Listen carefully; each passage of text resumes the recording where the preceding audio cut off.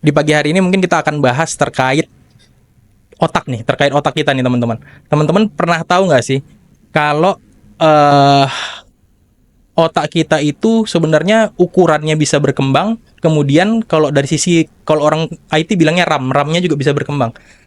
Mungkin kalau teman-teman pernah tahu, kalau kita belajar, mungkin pada saat kita kuliah ataupun pada saat kita bekerja, ada satu momen di saat kita stuck nih. Padahal hal itu yang kita pelajari udah kita dapatkan dari beberapa kelas di apa namanya di waktu perkuliahan gitu kan. Cuman otak kita ngerasa stuck.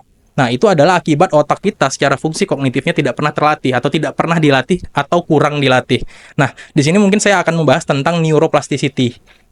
Kalau ada yang pernah dengar, neuroplasticity itu adalah cara otak kita untuk berkembang dan juga cara otak kita untuk beradaptasi. Karena pada fungsinya otak itu kan sumber dari kreativitas dan intelektualitas gitu ya.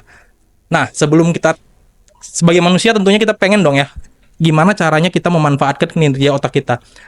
Cara pertama yang harus kita lakukan adalah kita cari tahu dulu nih cara kerja otak tuh kayak gimana sih sebenarnya gitu kan.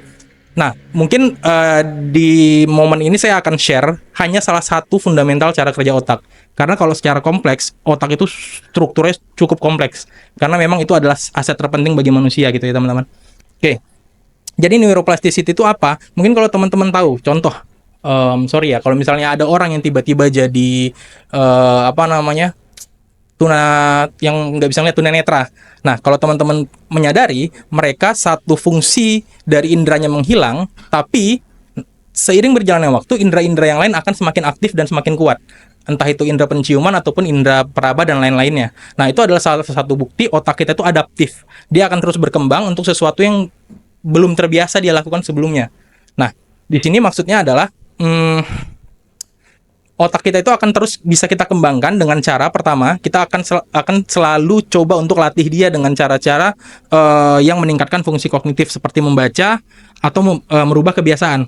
Ada satu fakta terkait penelitian di London, salah satu supir kalau di London tuh Uber ya, supir Uber, dia menghafal seluruh jalanan London yang notabene itu complicated. Ternyata salah satu otak di bagian tengahnya itu nih saya lupa namanya nih apa ya. Nah, itu akan berkembang lebih besar daripada otak-otak dari orang-orang pada umumnya.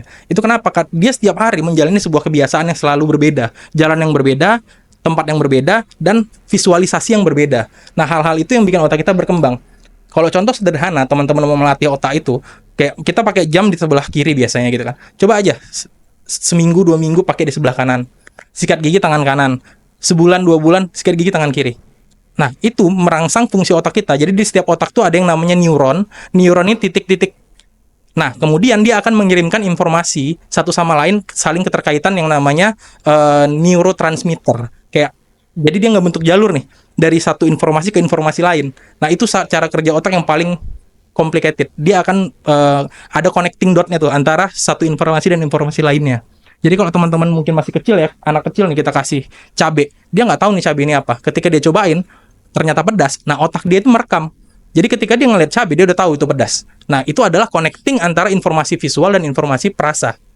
Nah, jadi maksud saya di sini adalah jangan pernah berhenti untuk belajar sesuatu yang baru, karena jangan pernah menutup diri, gue nggak suka hal ini, gue nggak mau belajar gue kan nggak suka di bidang ini, gue nggak bisa. Nah, kalau bisa minimalisir hal tersebut, pelajari apapun yang bisa kalian pelajari dan rakuslah akan ilmu. Paling cukup sekian dari saya, terima kasih.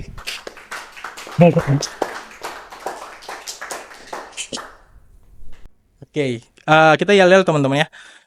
PT Media Antarnusa. Antusias. Berpikir. Siapa yang utama? Thank you.